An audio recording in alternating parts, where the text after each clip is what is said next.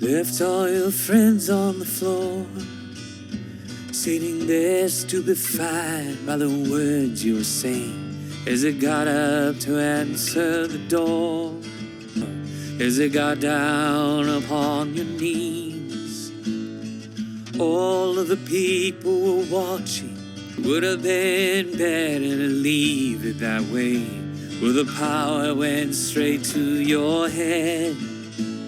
Your eyes were on fire with winning, possessed by the prize you pursued. You spoke on behalf of their plea. You forged on ahead and gambled instead with the trust of them.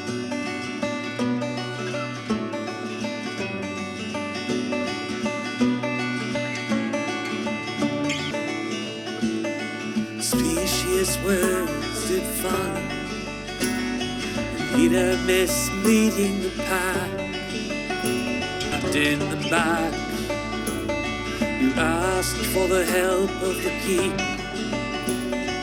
gave of our trip down the aisle with a ball of slime. And then to add insult to damage, you asked me to look to the stars as I